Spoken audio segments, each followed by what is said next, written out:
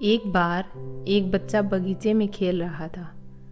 थोड़ी देर बाद आराम करने के लिए वह एक पेड़ की छांव में बैठ गया। तभी उसकी नज़र पेड़ की टहनी पर एक कोकून पर पड़ी और उसने देखा कि एक तितली थी जो उस छोटे से कोकून के छेद से बाहर निकलने के लिए संघर्ष कर रही थी और कोकून के उस छेद को और बड़ा करने की कोशिश कर रही थी। बहुत देर तक वो बच्चा उसको देखता रहा। यह देखने के बाद उस बच्चे को उस तितली पर दया आ गई और उससे रहा नहीं गया और उसने उस छेद को और बड़ा कर दिया।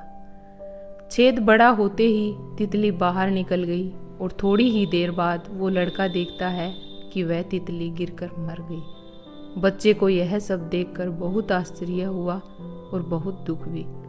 दौड़कर वह लड़का घर गया और उसने अपनी माँ के पास पहुंचकर उसे सारी बात बताई।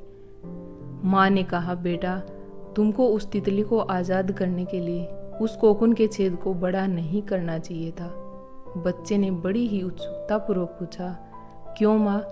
मैं तो केवल उस तितली को आज़ाद होने में उसकी मदद कर रहा था। माँ ने कहा, जब तितली उस छेद से बाहर आने के लिए संघर्ष करती है तो इससे उसके पंखों सहित पूरे शरीर को मजबूती मिलती है और फिर वह आगे अपने जीवन की कई समस्याओं का सामना स्वयं करने में सक्षम हो जाती है। लेकिन तुमने छेद को बढ़ाकर उस तितली को संघर्ष करने का अवसर ही नहीं दिया, जिससे बाहर निकलकर तितली किसी छोटी कठिनाई का सामना भी नहीं कर सकी और उसने दम तोड़ दिया।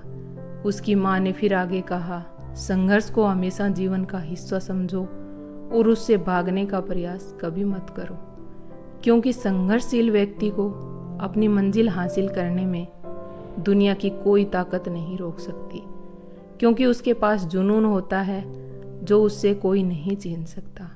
माँ की यह बात सुनकर बच्चे की आंखों में चमक आ गई, मानो उसे जीवन और भविष्य को नए रूप में पहचानने का अवसर मिल गया हो। किसी विचारक ने क्या खूब लिखा है, समस्याएं वॉशिंग मशीन की तरह होती हैं। वे हमें कपड़े की तरह घुमाती हैं, खंगालती हैं और फिर बाद में सुखा देती हैं। लेकिन जब हम बाहर आते हैं तो साफ, सुंदर और हर प्रकार की गंदगी से बाहर निकलते हैं। अगर ये छोटी सी कहानी आपको पसंद आई तो प्लीज़ वीडियो को लाइक, शेयर एंड सब्सक्राइब ज़रूर करें। धन्यवाद।